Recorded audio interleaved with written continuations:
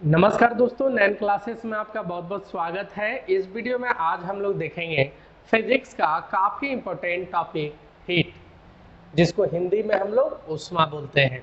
तो इससे जो है पॉलिटेक्निक का एग्जाम में काफ़ी सवाल आता है। तो पहला सवाल इसका यही आता है कि हीट जो है वो है क्या, हीट क्या है। तो हीट एक एनर्जी का ही सोर्स है, एनर्जी का ही सोर्स है। हाँ, हीट से हम लोग को क्या मिलता है, एनर्जी। हीट से हम लोग को क्या मिलता है, एनर्जी। तो हीट का ऐसा यूनिट क्या होगा, पहला सवाल बनेगा। ऐसा यूनिट, ऐसा यूनिट ऑफ हीट, ऊष्मा का एसआई मात्रक क्या होगा। तो इसका ऐसा यूनिट होता है जूल, क्योंकि एनर्जी का ही ऐसा यूनिट होता है जूल। दुनिया का कोई भी एनर्जी हो उसका ऐसा यूनिट होगा जूल। क्लियर, दुनिया का कोई भी energy, electrical energy, kinetic energy, potential energy, mechanical energy, heat, all are energy. तो एनर्जी का ऐसा यूनिट क्या होगा, जूल होगा। क्लियर, वर्क भी एक एनर्जी का ही रूप है। एनर्जी, वर्क को भी हम लोग एनर्जी ही बोलते हैं, काम करने को भी हम लोग एनर्जी बोलते हैं। तो उसका भी ऐसा यूनिट क्या होगा, जूल। आ रहा बात समझ में, मतलब कोई भी एनर्जी हो उसका ऐसा यूनिट जूल। क्लियर है। लेकिन हीट के लिए एक सीजीएस यूनिट है जो नामी है, सीजीएस यूनिट ऑफ हीट, ऊष्मा का सीजीएस मात्रक। अभी ऐसा यूनिट सीजीएस क्या है, उम्मीद करते हैं आप लोग को मालूम होगा। नहीं मालूम है तो आप हम लोग को यूनिट एंड मेजरमेंट वाला वीडियो देख लो, है ना। तो हीट का सीजीएस यूनिट होता है कैलोरी। हम लोग नहीं बोलते हैं हम लोग इतना कैलोरी बर्न किए, दौड़ोगे या एक्सरसाइज करोगे तो इतना कैलोरी बर्न होगा। तो कैलोरी किसका ऐसा यूनिट है, हीट का। क्लियर है। तो यहां से दो सवाल बन गया। पहला, ऐसा यूनिट हीट का बताओ तो जूल, सीजीएस यूनिट हीट का बताओ तो कैलोरी। क्लियर। यहां से एक तीसरा सवाल बनेगा कि आप जूल और कैलोरी में रिलेशन बताओ। मतलब एक कैलोरी में कितना जूल, ये भी एक सवाल यहां पर आएगा। क्वेश्चन नंबर थर्ड, एक कैलोरी में कितना जूल। और क्वेश्चन उल्टा भी आ सकता है, क्वेश्चन उल्टा आ सकता है कि एक जूल में, एक जूल में कितना कैलोरी, है ना।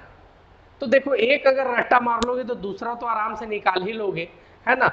मतलब एक कैलोरी में कितना जूल यदि आपको मालूम है तो उतना से भागा दे दो, उल्टा आ जाएगा। मतलब एक वो याद होना जरूरी है। तो ऐसे कोशिश करो कि दोनों हम लोग को याद रहे ताकि दिक्कत ना हो। ऐसे आप भागा दे के निकाल सकते हो। तो देखो बाबू, एक कैलोरी में जो होगा वो होगा 4.184 जूल। एक कैलोरी में कितना जूल, 4.184 जूल, है ना।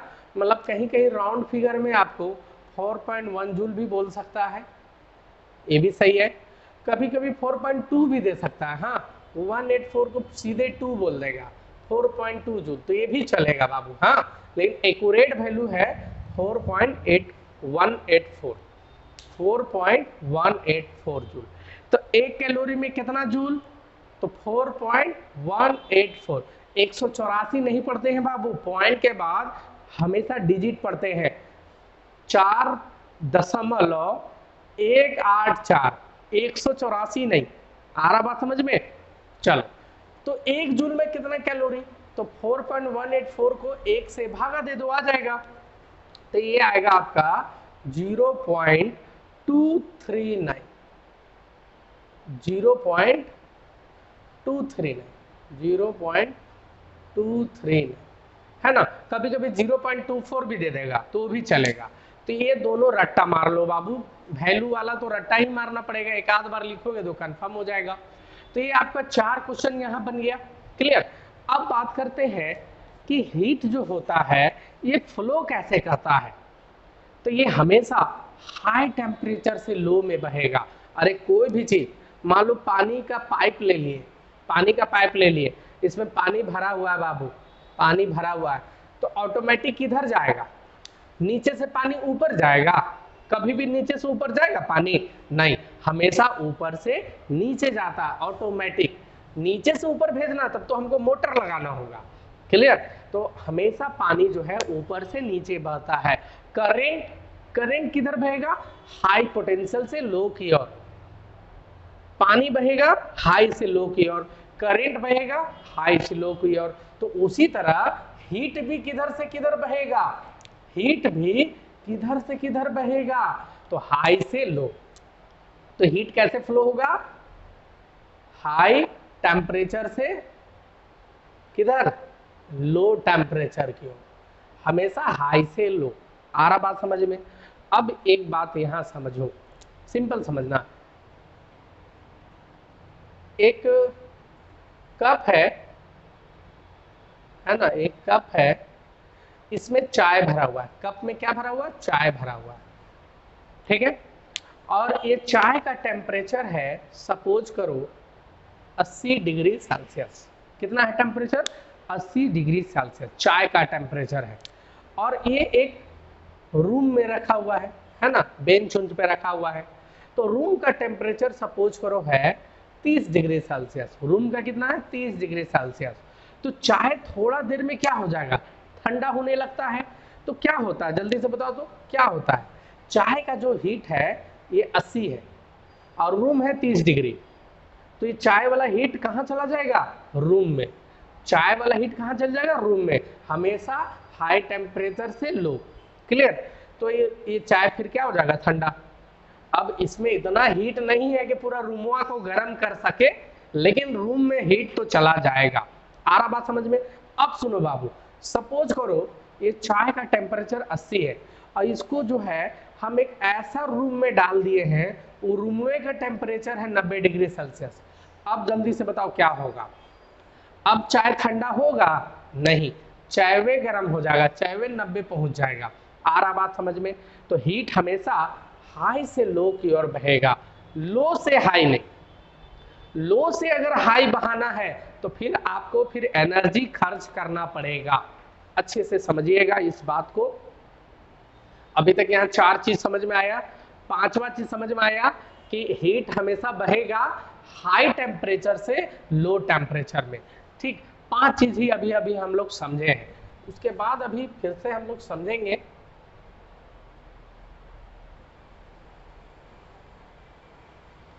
इजी वे में समझना। कोई बॉडी है, इसका टेम्परेचर है 20 डिग्री सेल्सियस और एक और बॉडी है, इसका टेम्परेचर है 50 डिग्री सेल्सियस। ठीक है, ये दोनों को आपस में अगर टच कर दिए, आपस में टच कर दिए, कांटेक्ट में कर दिए, जल्दी बताओ हीट किधर से किधर बहेगा?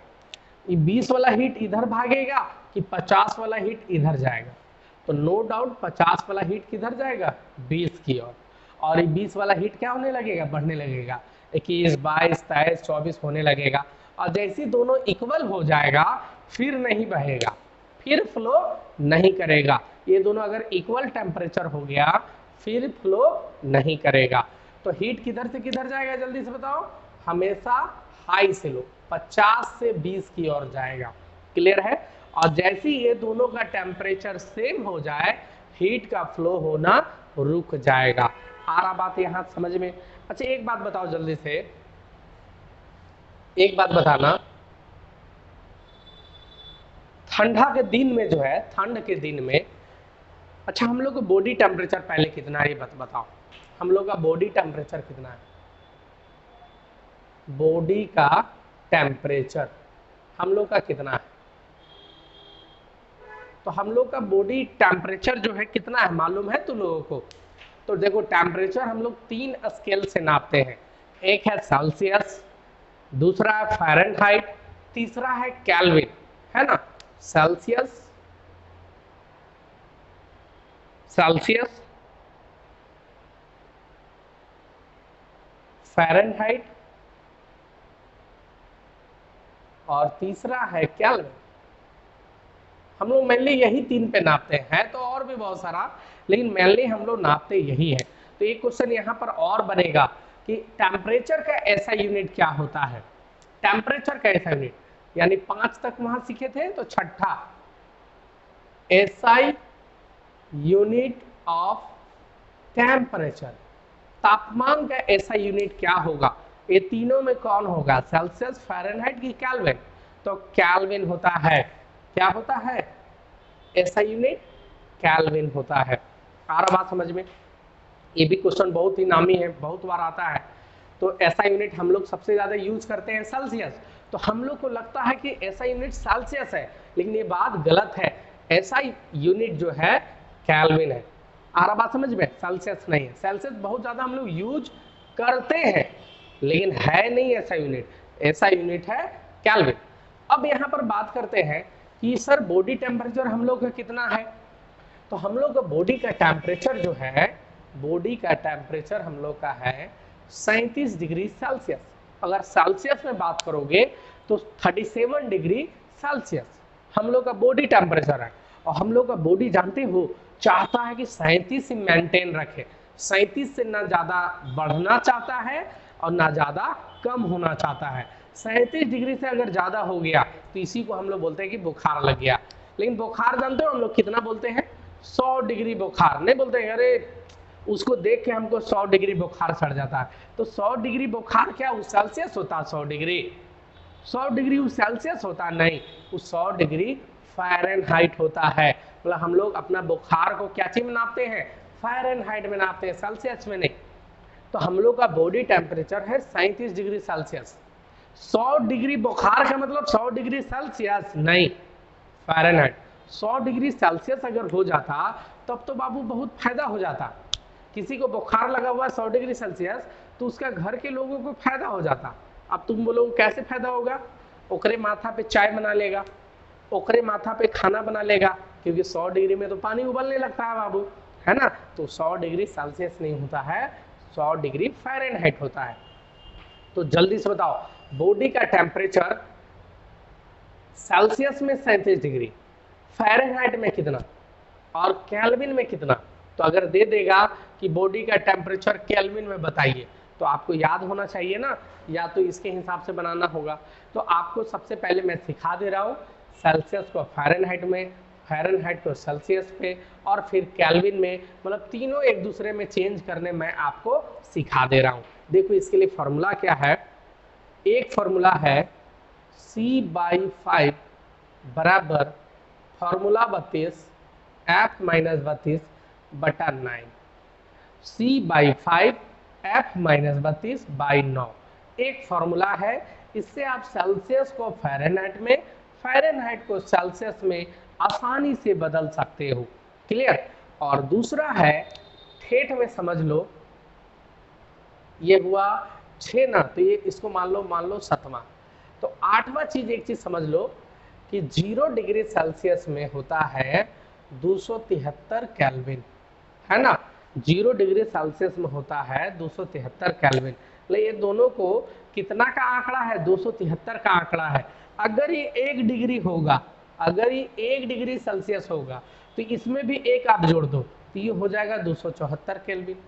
मतलब सेल्सियस जितना बढ़ाओगे केल्विन उतना 273 बढ़ते जाएगा। तो इसको अगर ठेठ में हम लोग लिख दें तो ऐसे मैं लिख दे रहा हूं सेल्सियस, और यहां लिख दे रहा हूं मैं केल्विन। हाँ, तो सेल्सियस को केल्विन में बदलना है तो 273 क्या कर देना? जोड़ देना। क्लियर? बुल्लू वाला का बुल्लू से कर दे रहा हूं, यहां समझ लेना, इधर बुल्लू का है, यानी सेल्सियस से केल्विन में बदल रहा है, तो कितना जोड़ देना? 273। अब ऐसे उल्टा कर दे रहे हैं, यानी केल्विन को किस में बदल रहे हैं? सेल्सियस में। तो 273 घटाएंगे बाबू, इसमें तो कुछ सोचना है नहीं, हो जाएगा। तीर से समझ में आ जाएगा। देखो यहां से यहां तीर गया, यानी सेल्सियस से केल्विन में बदला तो 273 आप जोड़ दिए, और केल्विन से सेल्सियस में जा रहा था 273 घटा दिए। क्लियर? बस यही करना है, तो कुछ है नहीं। तो जल्दी से आप सेल्सियस को पहले केल्विन में बदलो। तो सेल्सियस को केल्विन में बदलने के लिए 273 जोड़ते हैं, तो 37 डिग्री में कितना जोड़ देगा? 37 डिग्री सेल्सियस। और हमको बदलना है क्या चीज में, हमको बदलना है केल्विन में। तो 273 क्या कर दो, 273 जोड़ दो, जोड़ो। तो सेल्सियस मत लिखो, तो 3 और 7 10 के 0, हाथ में 1, 8 3 11 के 1, हाथ में 1, कितना है 310। तो इसके सामने लिख देना कितना 310 केल्विन। और ध्यान रखना बाबू, केल्विन में डिग्री नहीं होता है, सिर्फ के। क्लियर। सेल्सियस में यहाँ डिग्री देना पड़ता है सिंबल, फ़ारेनहाइट में भी डिग्री देना पड़ेगा, केल्विन में डिग्री लिखना नहीं होता है। चलो अब फ़ारेनहाइट में बदलो तो बाबू, इस पे बैठाओ 37, यहाँ सी के जगह बैठाओ। तो सी के जगह देखो यहाँ पर फॉर्मूला है C/5 बराबर F - 32/9, है ना। तो सी के जगह बैठा दिए 37/5 F - 32/9। तो एक काम करो ना, 5 से 37 को काट दो बाबू, राउंड फिगर में नहीं कटेगा, लेकिन 5 सते 35, 2 यानी 20, 5 चौके 20, कट गया। अब इसको 9 से इधर गुना कर लो, 9 चौके 36 के 6, कैरी 3, 63 3 66, है ना, बराबर F - 32। इधर -32, इधर जाएगा तो +32, तो 66.6 में 32 जोड़ दो, F बराबर आ गया। तो कितना आया 2 और 6 8, 3 और 6 9, 98.6 डिग्री फ़ारेनहाइट। कितना आया 98.6 डिग्री, 98.6 डिग्री फ़ारेनहाइट। तो फ़ारेनहाइट भी हमेशा डिग्री में लिखेंगे, सेल्सियस भी डिग्री में, केल्विन डिग्री में नहीं लिखेंगे। क्लियर। तो यहाँ तो आपको समझ में आ गया। आप इस पे बहुत सारा क्वेश्चन लेकर प्रैक्टिस कर सकते हो बाबू, और ओरली भी बना सकते हो। तो आप सेल्सियस को फ़ारेनहाइट में या फ़ारेनहाइट को सेल्सियस में बदल लोगे आराम से। एक आधो एग्जाम्पल देख लो बाबू, 10 डिग्री सेल्सियस है, जल्दी बताओ कितना फ़ारेनहाइट, कितना डिग्री फ़ारेनहाइट, कितना डिग्री फ़ारेनहाइट, 10 डिग्री सेल्सियस है। तो इसी में करो बाबू, C/5 F - 32/9, है ना। तो यहाँ C के जगह आप बैठा दो 10, 10 जैसे बैठाए 5 से 10 कट गया 2 बार में, 9 से इधर 9 दूनी 18, इधर -32, इधर गया तो +32, तुरंत प्रैक्टिस हो जाएगा बाबू। हाँ, तो 32 8 40 50 आ गया, 50 degree Fahrenheit, 50 degree Fahrenheit. Clear. बहुत आसानी से बना सकते हो बाबू, सिर्फ इस पे बैठाना है। क्लियर। मान लो एक क्वेश्चन और मैं प्रैक्टिस करा दे रहा हूं। मान लो सवाल दिया हुआ है, मान लो है 41 डिग्री फ़ारेनहाइट, सेल्सियस में बताओ कितना होगा। 41 डिग्री फ़ारेनहाइट सेल्सियस में कितना होगा, कितना डिग्री सेल्सियस। तो बाबू C/5 F - 32/9, F के जगह कितना डिग्री है 41, तो 41 बैठा दो। तो 41 में 32 गया 9, 9/9 कट गया 1 बार में, तो इधर 1 है, इधर C/5 है, तो 5 इधर गुना तो 5 हो गया, यानी C का वैल्यू 5 डिग्री सेल्सियस आ गया। मतलब कुछ नहीं है बाबू, खाली फॉर्मूला पे तुमको बैठा देना है। क्लियर। तो उम्मीद करते हैं कि आप तीनों को एक दूसरे को में बदल सकते हो, आराम से बदल सकते हो। तो इसमें सबसे फेवरेट क्वेश्चन यही आता है कि बताओ बॉडी का टेम्परेचर सेल्सियस में कितना है, तो 37 डिग्री सेल्सियस, फ़ारेनहाइट में 98.6 डिग्री फ़ारेनहाइट, और केल्विन में 310 केल्विन। आ रहा बात समझ में यहाँ तक। अब एक बात बताना, हम लोग का बॉडी जो टेम्परेचर है वो नहीं चाहता है कि बढ़े या घटे। क्लियर। लेकिन गर्मी के दिन में हम लोग का बॉडी का टेम्परेचर 37 डिग्री सेल्सियस है, और पूरा रूम का टेम्परेचर सपोज करो 50 डिग्री सेल्सियस है। आ रहा बात समझ में। अब जल्दी बताओ क्या होगा, रूम 50 है, ऐसे अभी 50 नहीं पहुंच रहा है इंडिया में, लेकिन पहुंच जा रहा है बाबू 45 तक तो पहुंच जा रहा है, 40 45 पहुंच जा रहा है। तो सपोज करो मान लो 50 है, तो क्या होगा, हीट किधर से किधर फ्लो होता है, जल्दी बताओ, हाई से लो कि लो से हाई, हाई से लो। तो 50 वाला हीट किधर जाएगा बाबू, हम लोग का शरीर में जाएगा, हम लोग का शरीर का टेम्परेचर क्या होने लगेगा, बढ़ने लगेगा, 37 से 38 होना चाहेगा, लेकिन हमारा शरीर चाहता है कि टेम्परेचर को बढ़ाएं, नहीं। तो देखना बाबू पसीना आने लगता है। पसीना क्यों आता है मालूम है, पसीना इसीलिए आता है तो आपका पसीना आएगा तो शरीर क्या हो जाएगा, थोड़ा सा भीग जाएगा बाबू, फिर जो है बॉडी टेम्परेचर मेंटेन हो जाएगा। तो बॉडी का टेम्परेचर को मेंटेन करने के लिए पसीना आता है। आ रहा बात समझ में? पसीना बेफालतू का नहीं आता है बाबू, पसीना जिसका नहीं आता है उसको भी प्रॉब्लम है, फिर उसका बॉडी टेम्परेचर मेंटेन नहीं हो पाएगा। क्लियर? ठंडा के दिन में देखना हम लोग का बाल जो होता है ना, हाथ उथ में पैर उर का बाल पूरा खड़ा हो जाता है, रोआ जिसको हम लोग बोलते हैं खड़ा हो जाता है। क्यों? वो भी बॉडी टेम्परेचर मेंटेन करना चाहता है। आ रहा बात समझ में? तो समझ में आ रहा है क्यों गर्मी लगता है? गर्मी के दिन में पसीना क्यों आता है? क्योंकि हम लोग का बॉडी टेम्परेचर 37 मेंटेन रखना चाहता है, यही मेंटेन नहीं रख पाया तो बाबू तबीयत खराब हो जाता है। आ रहा बात समझ में? चलो जल्दी से बताओ बाबू, ठंडा के दिन में क्या होता है? हम लोग का बॉडी 37 डिग्री सेल्सियस है हम लोग का बॉडी, अब पूरा रूम का टेम्परेचर कितना है? पूरा रूम का, तो पूरा रूम का हो गया मान लो 10 डिग्री सेल्सियस। अब जल्दी बताओ क्या होगा? हम लोग का बॉडी टेम्परेचर है 37, रूम का है 10, क्या फील होगा? जल्दी से बताओ। हीट किधर से किधर बहेगा? हाई से लो। तो सुनो बाबू, हम लोग का हीट कहाँ जाने लगेगा? रूम में। हम लोग का हीट कहाँ? बाहर निकलने लगेगा हीट हम लोग का। तो जल्दी बताओ, ठंडे के दिन में जो हम लोग कंबल वगैरह ओढ़ते हैं वो क्यों ओढ़ते हैं? ताकि बाहर का ठंडा हवा हम लोग के पास ना आए? नहीं, हम लोग का हीट बाहर ना चला जाए, उल्टा है बाबू, हीट हम लोग के अंदर में है वो बाहर ना चला जाए। इसलिए देखना बहुत लोग मोटा मोटा कोट पहनते हैं और बहुत लोग इंचीटर पहनते हैं, बहुत पतला रहेगा लेकिन वो अंदर का हीट बाहर निकलने नहीं देता है, प्लास्टिक टाइप का रहता है बाबू। आ रहा बात समझ में? तो ठंडा के दिन में बाहर का ठंडा हम लोग को अंदर आ जाता है? नहीं, हम लोग का हीट बाहर चला जाता है। आ रहा बात समझ में? तो हम लोग का हीट बाहर ना जाए इसीलिए हम लोग क्या करते हैं? गर्म मोटा मोटा कपड़ा पहन लेते हैं, गर्म कपड़ा पहनते हैं, कंबल ओढ़ लेते हैं। आ रहा बात समझ में? ऐसा नहीं है कि बाहर का ठंडा हम लोग पास आता है, नहीं, हम लोग का हीट बाहर चला जाता है। क्लियर है? चलिए ये भी बात समझ में आ गया। अब एक बात समझना बाबू, हीट जो है वो जो फ्लो होगा, हीट जो है वो फ्लो होगा, वो 3 टाइप से फ्लो होता है बाबू। ये चीज को हम लोग समझेंगे डिटेल में, लेकिन उससे पहले एक चीज और समझ लो बाबू, टेम्परेचर से कुछ क्वेश्चन है जो एकदम फिक्स है, हर साल आता है। एक तो बॉडी टेम्परेचर, दूसरा बाबू एक क्वेश्चन है जो एकदम बिल्कुल एकदम फेवरेट क्वेश्चन है, आज तक सीख लिए, 9वां टॉपिक एकदम फेवरेट है बाबू, एब्सोल्यूट जीरो टेम्परेचर का वैल्यू क्या है या किसको बोलते हैं?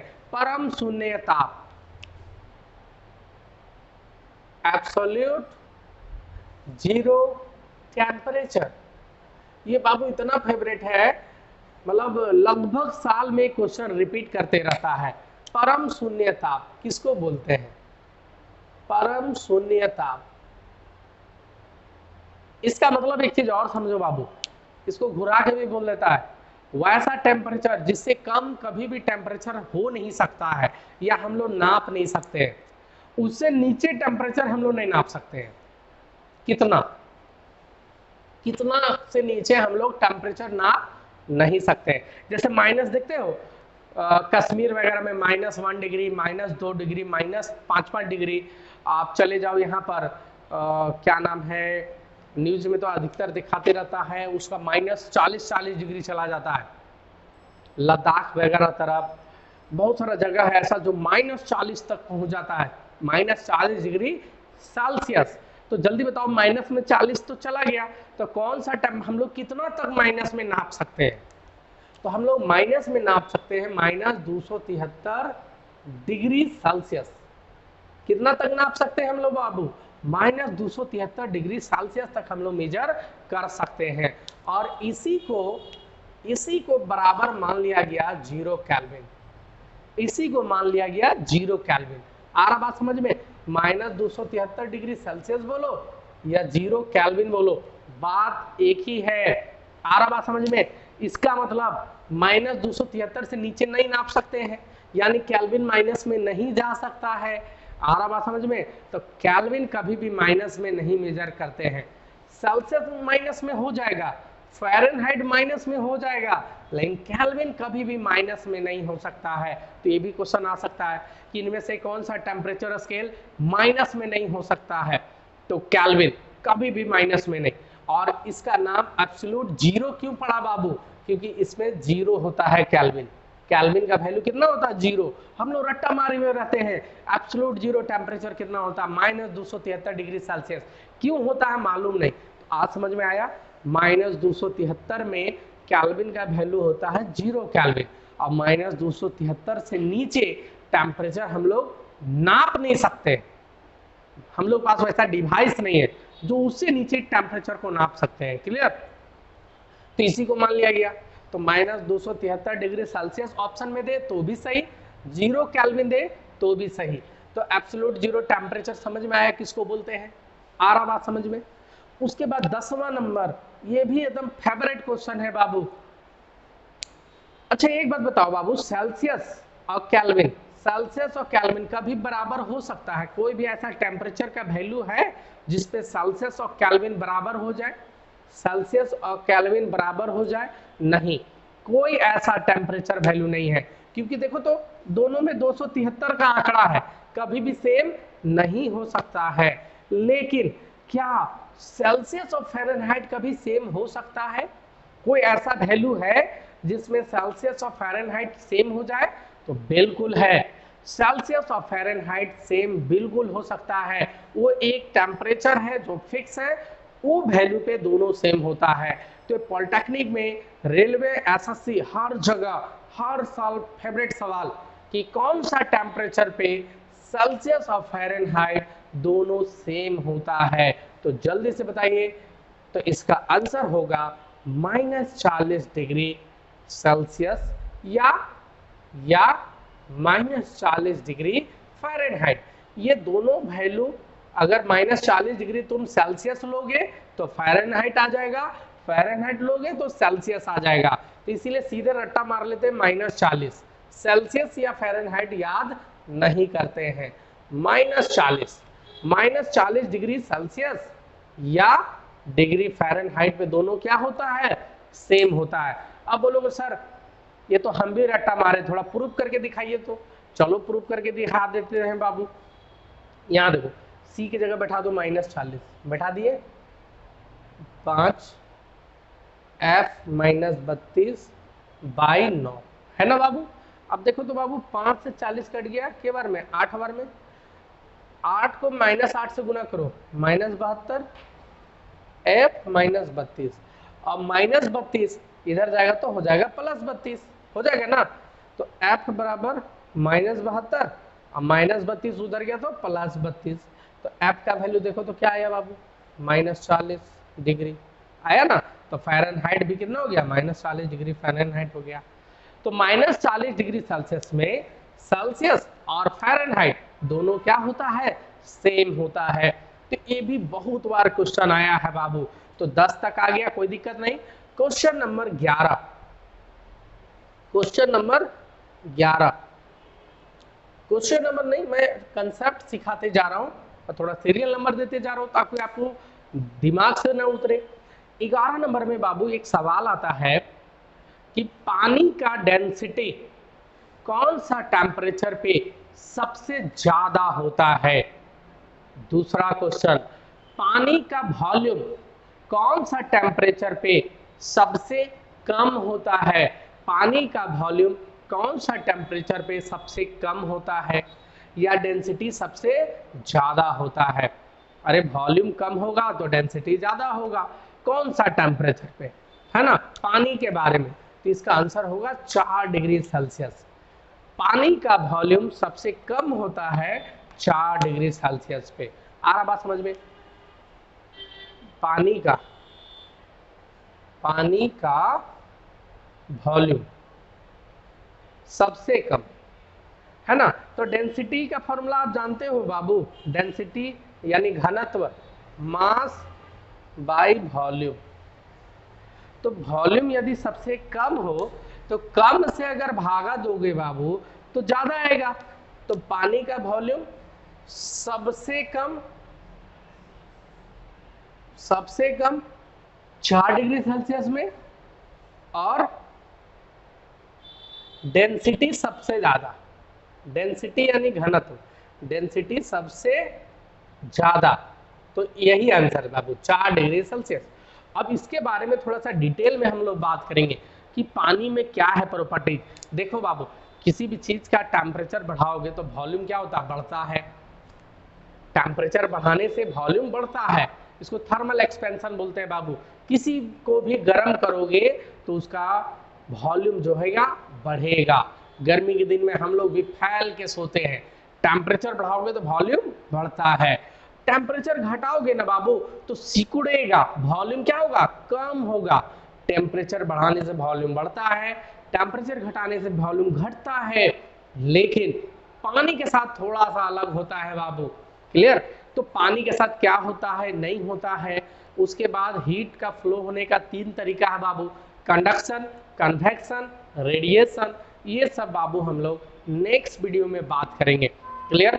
तो आपको कंप्लीट सिलेबस चाहिए पॉलिटेक्निक का, फिजिक्स, केमिस्ट्री, मैथ। यदि आप लैटरल एंट्री भरे हो झारखंड का तो उसमें आपको बायोलॉजी भी चाहिए, दिल्ली का भरे हो तो बायोलॉजी और इंग्लिश चाहिए, है ना।